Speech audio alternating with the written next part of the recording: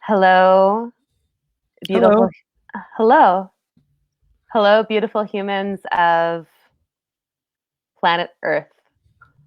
It's been a while since I've done a Facebook video conversation, and I love that this actually is the first video dialogue that I've had of 2020, and I love that this is the conversation that is kicking off the 2020 video conversations with my friend Daniel Sitaram Das Shankin. Did I pronounce that correctly? Yes. Excellent. So I really appreciate this man, Daniel. You're the founder, right, of TAM Integration. Yes. And how would you describe what TAM Integration is and where it's based out of? Tam Integration is based in Marin County. Mount Tam is the large mountain in Marin. So it's sort of like the kind of, in my mind, sort of the geographical and spiritual center. If you're interested in being oriented and connected to the earth.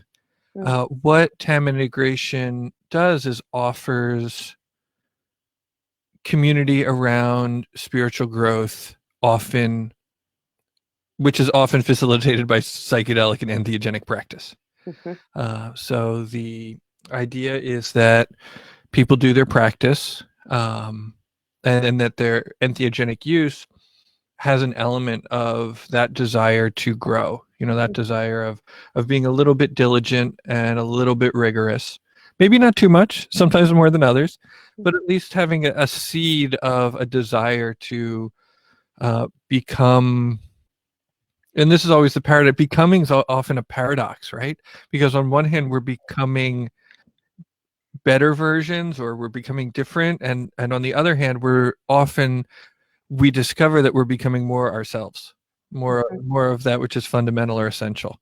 So we have circles and educational events and things of that nature, Mm. conversations like this. I love that. And I connected with Daniel about just over a year, maybe 2 years ago. He and I held a panel discussion called The Intersection of Ethics, Intimacy, and Psychedelics, and really creating a space for us to explore, for me, the overlap or the places where the world of sexuality and tantra and the gurus in that realm, and then the world of psychedelics and sit in psychedelic spaces and group experiences intersect. And how do we have a conversation about the underlying energies that play into coming into whether it's a sexual or a psychedelic experience from a point of connection to self, uh, clarity, and power. And it was a really rich conversation that I believe triggered a fair amount of people and also seemed to be really supportive and helpful to a lot of people and inspiring to a lot of people. So a year and a half down the road, uh, Now, yes. nobody was lukewarm about it. They loved it or they hated it. It was cool. Yeah, and I actually appreciate that. I'm okay with that rub and that discomfort, because to me it's when we're triggered in one way or the other, when we're inspired by something or when we're challenged by something, there's a rub that creates heat within us and it creates space for transformation to occur. So a year and a half later, Daniel's doing his things, I'm doing my things. We like doing things together, and and we're holding I don't know if you call it a workshop, I'd call it more of an interactive dialogue in Oakland, California on Thursday, March 12th, which is next Thursday, uh, for an event called Designing Transformational Containers for Psychedelic Experiences. And basically, I'll speak from my perspective, and then Daniel, you can share as well, is that, psychedelics, especially in the Bay Area, and any form of medicine that alters consciousness, is becoming something that's more and more on people's consciousness and are things that people are wanting to and already are actively exploring. They open up realms of consciousness that are beyond what many of us could possibly imagine or think to experience in our normal waking state of reality. And as we open these dimensions and these portals of reality that can facilitate so much healing and joy and fulfillment and depth of connection, it's also so important to figure out, how do we create containers? And we'll talk a little bit about what a container is, but creating containers, whether it's a solo experience, an experience with another person, or an experience in a group of people that support us in being connected to our boundaries, our desires, and enough safety within the experience that we can surrender and really be available to what can potentially occur. Right, which is all the more important, talking about, to move forward from our first conversation. And I don't know if the people watching have seen the new article that came out in Quartz. There's an Mm, article in quartz.com about all of the various abuse cases that are emerging, that have been happening with psychedelic therapists. mm, And so, these are often MAPS sponsored therapists, and they're getting involved in these relationships that maybe seem consensual, but kind of not. And it's very messy and it's very murky. And people with, deep trauma are getting hurt. And, the question in one of the questions in the article is, how do we create oversight committees? mm, Like these external ethics committees that watch out for these sorts of things. And that's one way, that's exoteric. I tend to be an esoteric kind of person. And so the question is like, how do people who care develop, the sensitivity and the kind of qualities that make them a safe conduit for transformation, right? It's like, how do I become a safe container? What's required of me? And like, how do I up level my quality of being so that I have a chance to not be a menace, if that mm, makes sense. And so that's, one of the things that, and not to be too heavy handed, it's like, I wouldn't want people to think they're going to come and get a lecture about ethics. It's not about that. It's just about, how do we tune our sensitivity to kind of be more in service, right? Because if I'm in service to you, it's not about like necessarily me and what I get out of things. It's about, this is the idea of holding space. Holding space it's for you. It's not necessarily for me, although I am, of course, benefited by it. mm. Yes. And to me, this applies regardless of whether you are holding space for another person in a psychedelic experience, or whether you're holding space for yourself Mm-hmm. in a psychedelic experience. And to me, a lot of what I feel inspired to bring into this interactive dialogue, I'm sure we'll do some practices to really give people a felt sense of what we're talking about here, is, to me, a conversation of where we've been trained to give power to an external authority, and in so doing have become disconnected from the felt sense in our body Mm-hmm. of, what does my yes feel like, what does my no feel like, how do I come into connection with my intuition and actually learn how to create a language with my intuition, so that I can come into a psychedelic experience where, let's face it, psychedelics are a space where kind of rules break away. And in a lot of my coaching work and my transformational coaching work, so much of the work that I'm helping people do is getting into their bodies to discern what their boundaries are.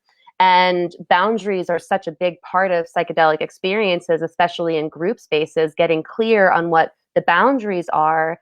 And often an attachment to black or white, this is right, this is wrong, this is good, this is bad, this is acceptable in all circumstances, this is not acceptable in all circumstances, um, in a way takes us out of our own inner authority and our Mm-hmm. ability to be present in a psychedelic experience and in connection, even if we're by ourselves, in connection with what is unfolding in the experience and being able to engage with it from a place of curiosity and approval as opposed to fear and feeling not safe and like I don't know how I'm feeling and that I just need to check out or dissociate because I don't trust myself here. So to Mm-hmm. me, a lot of this conversation is about anchoring into the body and coming into our psychedelic experiences from a place of inner authority. Yes. Yes. I can't tell you how many times I talk to, clients, and they get pulled out of their center due to something seeming like the thing about sex and drugs is that they can be kind of glamorous, right? And so like the idea of maybe trying or doing something or being a part of some sort of circle, even though it maybe doesn't feel exactly right, is that there's like, oh, there's a glamour to me doing this thing or doing that thing. And I can get seduced by my own interpretations of what I see. Mm, Right, because there's just a bunch of people over there doing what they're doing. People, there's just people over there on their own trip. Right, we're going to assume that they're not sociopaths, they're not out to harm us. Right, but there's mm, just a world of people doing people things, and I see some of that and I was like, oh, I wish I want to be part of that. I would be somehow better if that. mm. And due to some sort of perceived lack in myself, right, or lack of trust in myself. And Or the so, present moment. right, and that too. And so, again, feeling into the body of that sort of almost graspiness versus like, oh, I'm okay, like there's enoughness. And that transformation seems to happen in the place of enoughness, in the this is okay the way it is. Yeah. Like a relaxed presence will produce better results. I'll just say, my money down, 9 times out of 10, relaxed presence will produce better results than some sort of grasping after the glamorous. Totally. Well, and adding into that of the relaxed presence, if we're looking at this from a place of openness and expansiveness versus contraction, if we are in resistance to what is happening, what winds up happening is that we create a state of contraction Mm-hmm. within the body, which we think, oh, that's protecting us, but it's actually clamping down on the experience that we don't want to have. I get So, so bummed out about my contraction. It's so embarrassing. It's ridiculous. Mm. I was going to write this article about how anal sex is a really good practice in non-attachment in Buddhism because, uh, if I don't know if you've ever experienced anal sex, but for me, clamping down around what's being inserted in you because Mm-hmm. it's painful just winds up creating significantly more pain. However, if you can actually surrender into the experience and open, it's something that can become deeply pleasurable. So I believe a lot of what we are learning, yes, in sex, and also taking this into our psychedelic experiences, is to me, psychedelic experiences in many ways are they offer a deepened, amplified, and also limitless reflection of how we experience and perceive our waking day reality. And we get to Mm-hmm. see our reaction patterns. What do we do when we're afraid? What are the stories we create about what is happening that perpetuate lack, fear, scarcity, or love, openness, connection? And I feel like so much of what we are learning how to do, whether you're a facilitator, if you're a facilitator in these experiences, it's so important. Um, like looking at our attachment to being right and Mm-hmm. how our attachment to being right and the fear of not being safe if we're not right as a facilitator can actually cause more harm because we sacrifice vulnerability and connection in order to preserve our rightness. So I believe a lot of this work in creating containers within ourselves or within groups around psychedelic experiences is finding safety in being able to let go and surrender and Mm-hmm. trust ourselves to be present and engaged in the present moment. Right. Do you like how I wove in anal sex into this really beautiful metaphor for Yeah, psychedelic it was experiences? lovely. It was Thank you. lovely. I'm not touching it. Um, but I'm just thinking about, you know, finding that spaciousness in the face of a reactive tendency to Mm. either resist or to grasp, right? Is huge for both the,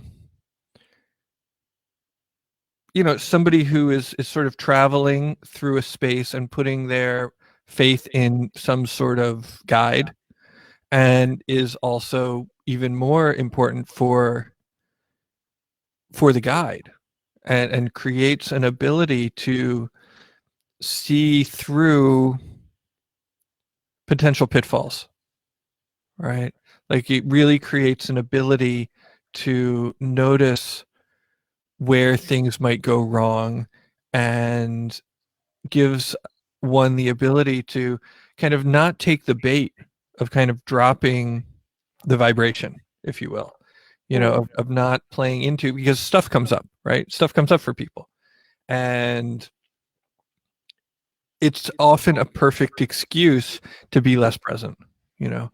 And so if one does that, then, the quality of the work really suffers, right? Because, if we're in this sort of new, psychedelic industry where there are above ground and below ground practitioners all over the place who hopefully want to create like a really rarefied quality, in the space of their sessions. I'm really interested in, the parts of these sessions that sort of can't really be talked about too well, right? That are really very subtle.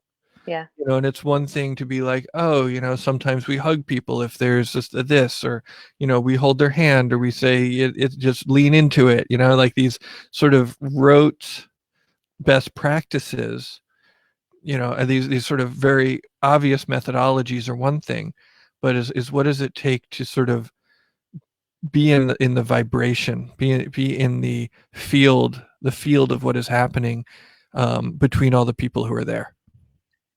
Yes. And this is where things get really tricky and complicated and interesting because you can train, right? You can have all these trainings for all these protocols around how you're supposed to show up.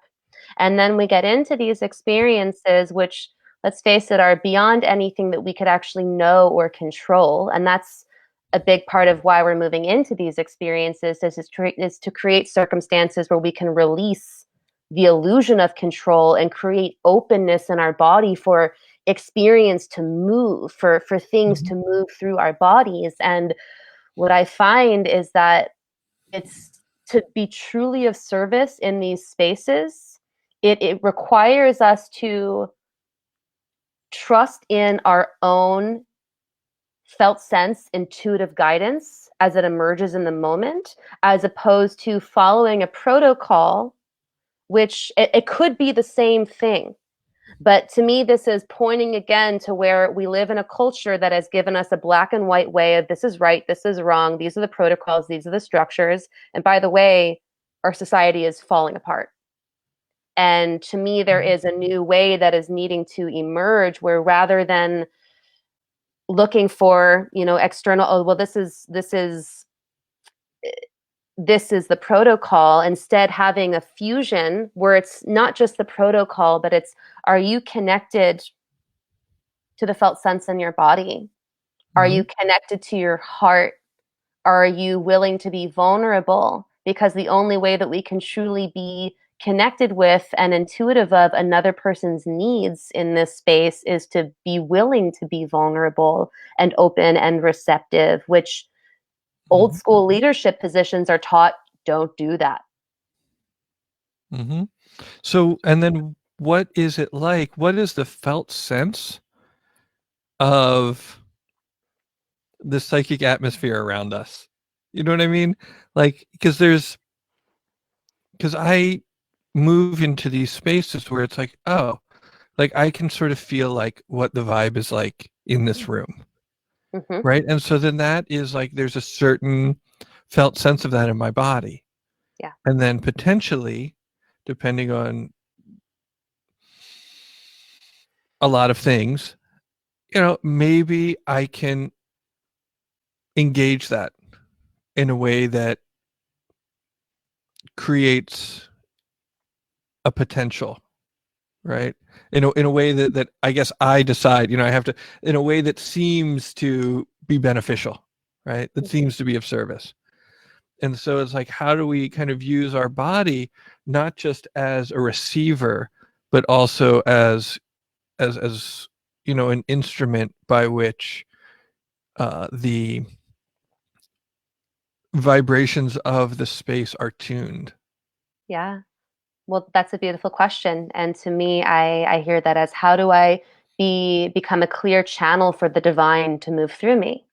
I know we were having this conversation a while back around how do we weave the sacred in here? How do we weave the divine grace, as you called it, in here? And one of the reasons that I'm so turned on about the way psychedelics are coming into the modern day world is that it requires us to acknowledge the sacred.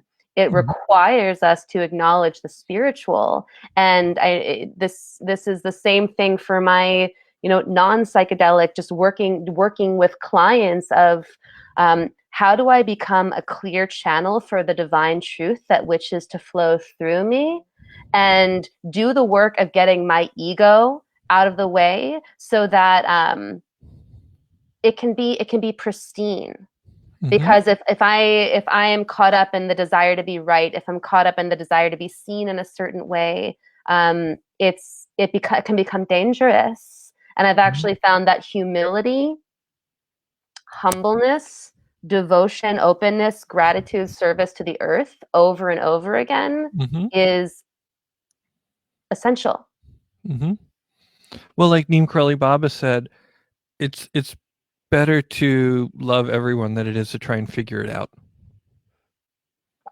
right? It's like at any given time, well, not only we can't know what's going on. Like we can't really know what's happening. We can't really know what's going on in another person, in another person's experience. And being that we can't figure it out and that we probably can't do the best thing, right? It's like we're probably not we don't know what's going on and we're probably going to get it wrong. Um, so with that level of humility, it's like my only option is to sort of be as kind as possible. And adding a note in there that being as loving and as kind as possible does not mean sacrificing one's boundaries. Oh The yeah, type yeah, of sure, for sure. but that's to me that's something that needs to be spoken and be aware of in all spaces, and especially psychedelic spaces, because so many people, from my experience, so many Hmm. people carry around that to be loving and to be kind means at the expense of myself. I need to sacrifice myself, my feelings, my desires, my energy in order to caretake another person's experience so that I Hmm. won't lose love. Right. And this is a big thing that can come up in psychedelic experiences, is the way we relate to our story of how we secure love and make love stay. Hmm. So to me, this is a big place for work. Sure. I do often talk about the Venn diagram, Oh yeah. right? There's this Venn diagram. It's just one circle, Hmm. and it's like, people who are deserving of kindness and love.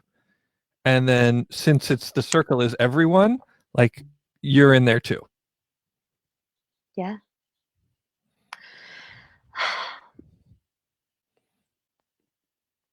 Yeah.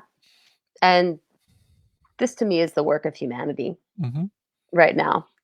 And And so, I'm expecting a lot of people showing up who are, again, sort of working in the space. And so, the question is like, how do we show up? How does a professional show up, with that kindness and love that is overlaid on top of whatever sort of training that you've, methodology or training that you've received? Yep. It's like how do we do that? That's the thing, do small things with great love. It's like, how do you perform your work with that? Beautiful. I love that. That feels wonderful. And the piece that I want to weave in here, we're keeping this to 30 minutes so you can just get a feel for what, may be discussed and explored in this gathering next Thursday, March 12th. So in this title, I wrote adaptogenic containers. And this is something that I would like to propose as a model for creating containers for transformational experiences that we can explore more in our conversation on Thursday, March 12th. And I first came into contact with the term adaptogen when I was working with a really beautiful medicinal cannabis collective startup a few years ago. And I learned about CBD and how CBD is a non-psychoactive component of cannabis that is an adaptogen. And I looked up the phrasing of it, that an adaptogen is an herbal medicine for the claim that's utilized for the claimed stabilization of physiological processes and the promotion of homeostasis.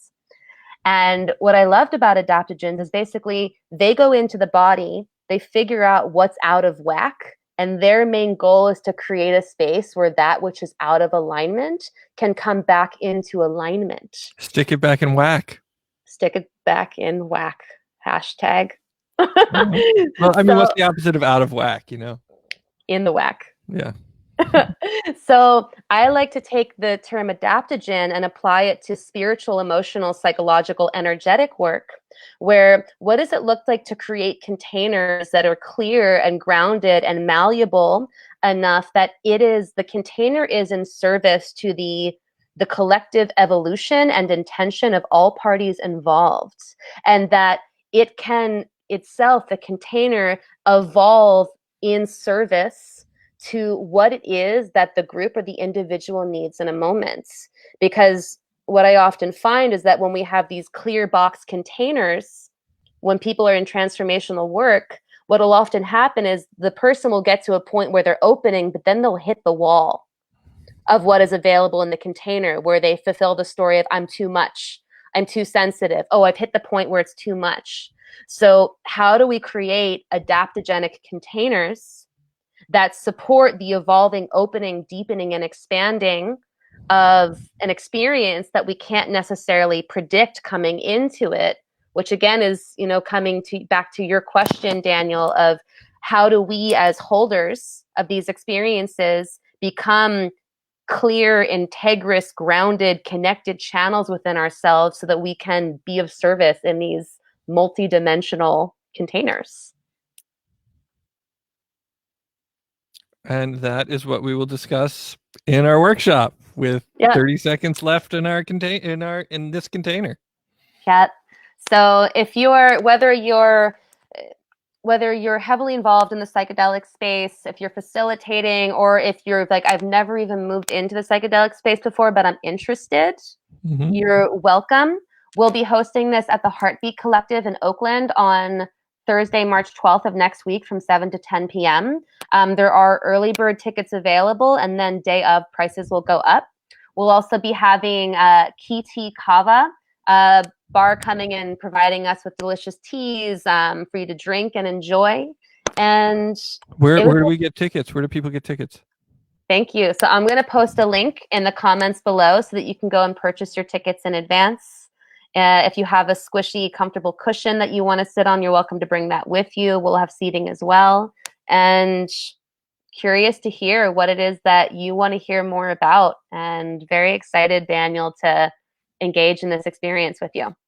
You too. Thanks for hosting this. Yeah, total pleasure. Total Thanks pleasure. for being here. Total pleasure. Bye.